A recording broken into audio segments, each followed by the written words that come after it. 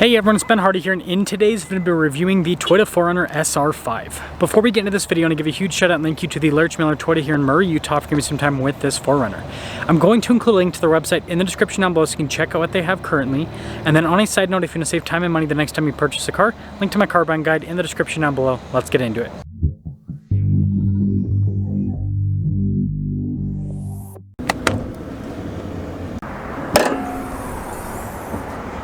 Under the hood, we have a naturally aspirated 4-liter V6 that goes through a 5-speed automatic transmission. Fuel economy is 16 around town and then 19 on the highway, with power outputs being 270 horsepower and then 278 pound-feet of torque.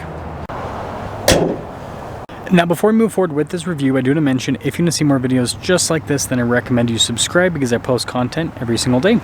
So starting with the hood, notice how it's mostly flat there in the center, then kind of slowly falls off on either side, gives it a boxier look. And then even on this SR5 package, the lights I think still look really cool. Obviously still a little bit more basic with the design. Anyways, you got the fog light down below, and then you can see a little bit of chrome accenting here with the badge. And then the SR5 does get the 4Runner's high clearance front bumper, so looks more like an off-roader. And then around the side here, our tire and wheel setup is 265/70/17 in the front and over in the rear. And you guys can see with the wheels, silver with the coloration. And then I like the body painted fender flares. I think those look really sharp. And then notice the mirror caps, the door handles, and all of that are also body painted. And taking a few steps back, here is the full side profile with the 4Runner. Now taking a look at the key fob, we have our lock and unlock function, and then we have the Toyota logo there on the back. And speaking of the back, even this SR5 has the automatic window, so these buttons are to raise and lower the window from the rear. But if we pull this will open up the hatch, which you guys can see there's a ton of storage space in the back of the 4Runner. Also, you got a little outlet here in the back as well. But yeah, nice flat loading floor, definitely great for doing practical stuff. And when you're all done, you just plop that back down. You can see the 4Runner badge, by the way. And then cool looking taillights, again, a little bit more old school though, obviously. And putting it all together, let me guys think about the overall look here of the SR5. Now taking a look at the door panel, you guys can see soft touch here and then also down below as well. And then the window is actually automatic. And then with this SR5, we do have cloth seats that look like they're straight out of like the 90s, but it's cool. Legroom in the back's really good. We have a little storage net here. We've got some vents in the center, USBs down below. And then we also have, well, if it'll pull out, cup holder, armrest, and then headroom.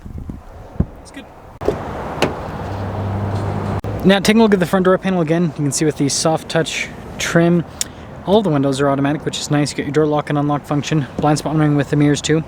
And then taking a look at the front seat again with the cloth trim that goes down the center. It's actually power adjustable. Got lumbar with it too. And then this turn on the outlet in the back, and then you can see the mirror adjustment here on the side.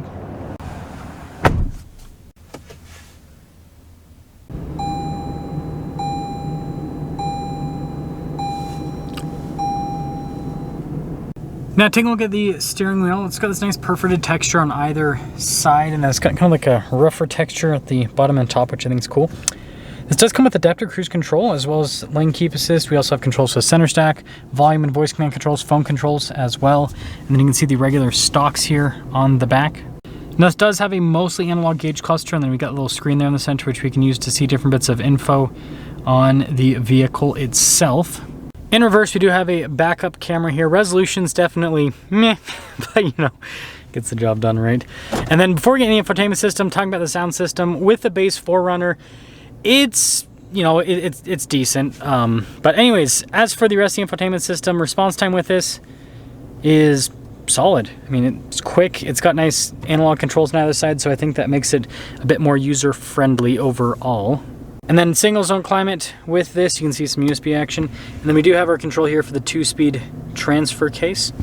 And we got our shifter for that 5-speed automatic transmission, and then some storage here. And this one, like I said, still has the window in the back that goes up and down, even in the SR5. And then even though this is more of like a base model 4Runner, we still have some off-road tech, so hill descent control. We've got the A-track system as well as stability control. And I almost forgot, center console. Got decent storage, nice padding on the top, and then the glove box is pretty dang big in the 4Runner. Now taking a look at the window sticker, you guys can see 2024, and here's all the standard equipment. Base MSRP, total MSRP $45,119, and let's see how it drives.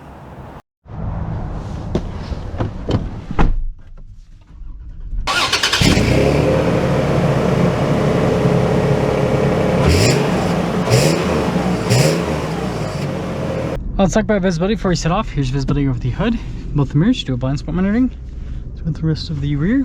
And let us set off in the affordable 4Runner, the SR5. I was debating between doing this and an SR5 Premium, but the Premium came in at, I don't know, like $47,000, $48,000, at least for, yeah, how they usually equip them. So I was like, you know what, let's go to the SR5. You know, it's a few thousand dollars less. So yeah, I think most of you, well, not most of you, but I think a lot of you might find the Premium to be more attractive with the, you know, nicer seats that has, for example, easier to clean. But I do think these cloth seats are kind of fun. They're definitely a retro throwback. But yeah, 4Runner, absolutely love how this thing drives. And it's for a number of reasons. So first off, seat comfort's really good. Seating position's also solid. You kind of have more of a king of the road type feel with this. Good torque out of that 4-liter. And I've seen some people comment like 5-speed automatic. It's like, yeah, it's not the most modern transmission, it's not the quickest to shift, but it's smooth, it gets the job done, and it's very reliable. It's a very reliable transmission, and it's better than Toyota's 6-speed they have in like the Tacoma, for example. They used to have it in the Tundra as well. Some other stuff, cabin insulation is pretty good. Although, again, this is a more old school car. It has a modern feel from I guess, a luxury perspective with the insulation, with the ride quality, and all of that. Man, I got unlucky here right now. But aside from that, it's also like the visibility with this is really good because of the windows, right? All of the kind of bigger, boxier windows. I think we finally... Nope, maybe, yes. Getting up and moving here at the 4Runner. Again, not quick by any means, but it's got enough power, and we'll get a better acceleration right here. So you guys can kind of see into the throttle a bit more.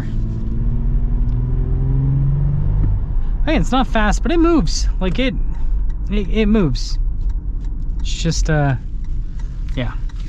So, let's get into setting things up. Sorry, like, worst test drive ever with a 4Runner, but you know, there's a lot happening apparently at this time of day. I guess we'll go the other way. Perhaps, maybe, no, we can get through here. Cool. So, here's the deal. The 4Runner is most likely going to be redesigned for the 2025 model year. So 2024 is probably the last year of this version of the 4Runner.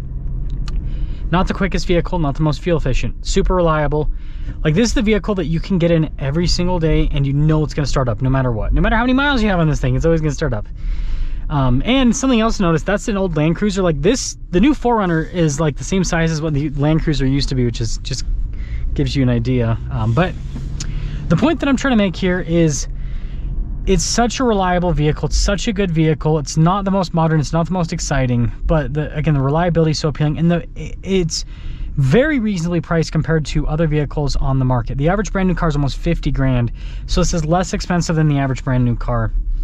So just the value and everything else that this provides, I think, is rock solid. But let me know your thoughts on, man, that camera is ancient. Let me know your thoughts on the 4Runner, and let me know if you think now is the time to get it. But I think if you want a reliable, guaranteed reliable one, it is.